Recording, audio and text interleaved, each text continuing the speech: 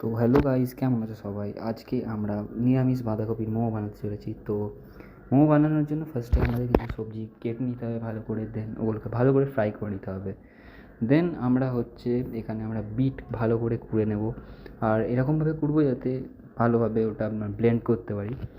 দেন আমরা একটু ময়দা নিয়ে নেবো, দেন ভালো করে ওটাকে জল দিয়ে একটু মেখে নেব। তারপরে আমরা এমনি কালার অ্যাড করার জন্য কী করবো, এই বাঁধাকপির কোয়াটা রস বার করে ভালো করে মেখে নেব, যাতে আমাদের এইখানে ডোতে ভালো কালার আসতে পারে, উইদাউট এনি অর্গানিক কালার ছাড়া ভালো কালার যাতে আসে। দেন এবারে আমরা কী করব, ফার্স্টে ভালো করে বেলে নেব, ওটাকে গোল শেপ করে নেব। দেন মোমোর জন্য আমরা একটা গ্লাস নিয়ে ভালো করে ওটাকে শেপ দেবো, যাতে আমরা দেখবো কি ওটা গোল গোল হয়।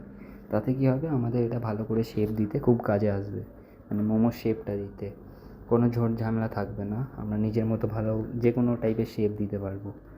তো ফার্স্টে আমরা কালারফুল ডোটাকে আমরা গোল শেপে কেটে নিলাম। দেন আমরা নর্মাল হোয়াইট কালারের যেটা আমাদের বেস মোমো হয়, ওটাকে আমরা গোলভাবে কেটে নিচ্ছি, যাতে আমাদের ভালো করে এটাকে শেপ দিতে পারি মোমোগুলোকে।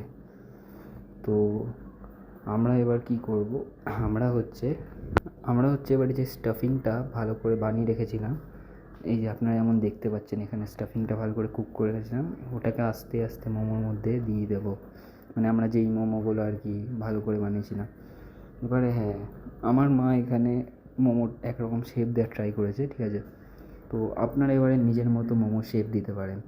আর এটাও দেখবেন যাতে মোমোর যখন শেপ দেবেন কোনো ফাঁকা জায়গা যাতে না থাকে। যদি ফাঁকা জায়গা থাকে তাহলে মোমো স্টাফিংটা বেরিয়ে যেতে পারে, আর মোমোটা ভালো করে কুক হবে না, সেদ্ধ হবে না। এই দেখুন, ঠিক এরকমভাবে বেশ বিভিন্ন ডিজাইনে বানিয়ে নিয়েছে। এবারে মোমোগুলোকে কুক করতে দেওয়া হয়েছে ভালো করে স্টিম করার জন্য। স্টিম হয়ে যাওয়ার পর এটা হচ্ছে এন্ড রেজাল্ট।